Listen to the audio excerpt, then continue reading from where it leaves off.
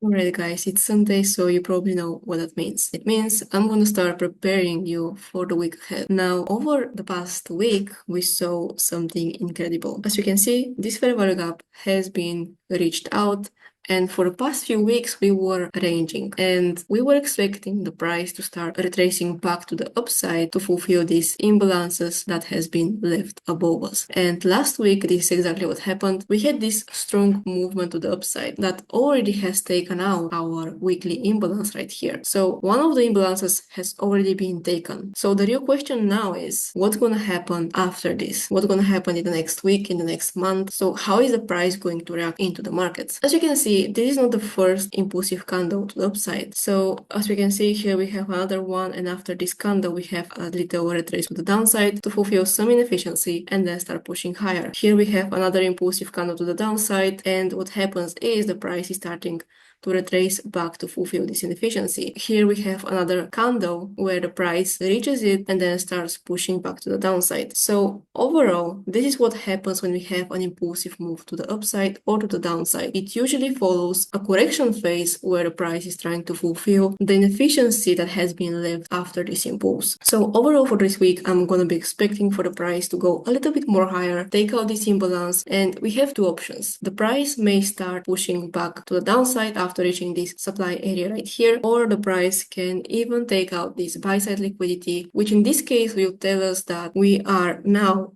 in a bullish trend. Overall, we've been bearish for some time, and in this case, if this really happens, then I can strongly say that we are now turning into bullish trend instead of bearish. However, this is going to happen only if this buy side liquidity right here has been swept with a full body candle. So let's go on a lower time frame and see what's happening there. Okay, so this is what we have on 4-hour time frame, and overall I'm seeing this inefficiency right here. I'm looking for the price to create some kind of retracement back to the downside. As we can see, the price action is starting to create this market structure on probably lower time frames. So again, this is a pretty nice area where I'm going to be expecting the price to indicate to us that it's starting to reverse back to the upside. Otherwise, I'm going to be looking for the price to fulfill even more of this inefficiency right here. However, again, my main point is this area right here. This is our 4-hour imbalance, and also I want to mark this level right here as my sell side liquidity. Sell side liquidity at these coordinates right here. So now let's move to the lower time frames and see if we have already created some kind of market structure shift,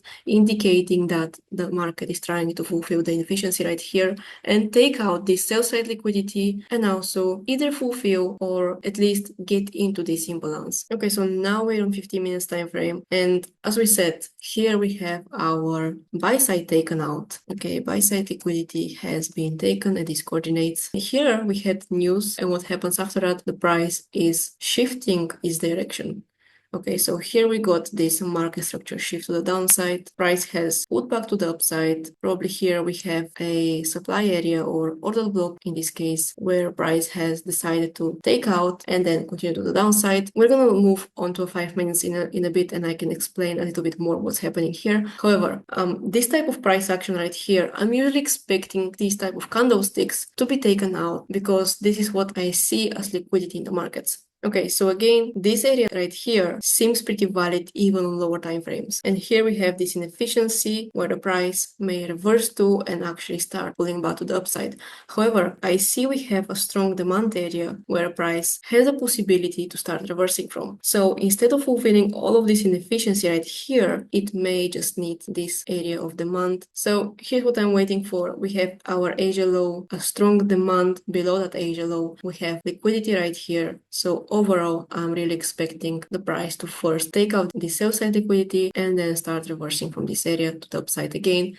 take out this sell side, this buy side liquidity over here. Okay, so this is pretty simple. This is what I'm going to be looking for the week. And let's see now on lower time frame, on 5 minutes time frame, what's really happening right here. Okay, so as we said, here we had news around 1:30 actually. 1:30 is here. So exactly here, the news started. We saw a strong pullback to the upside, and then the market tried to create a market structure shift. However, it failed to do so, and instead, it created this inducement zone right here. So after that, the price started to retrace back to the downside, and now we finally had our market structure shift. So price has taken out this inducement right here, and then reached this order block right here and start pulling back to the downside. Over tomorrow, I'm going to be either expecting for the price to retrace back to this area around here and look for sales in this area, or if the price moves too quickly and takes out this sell side liquidity, reaches this demand area, I'm going to be looking for more confirmations to go for buys in the markets. So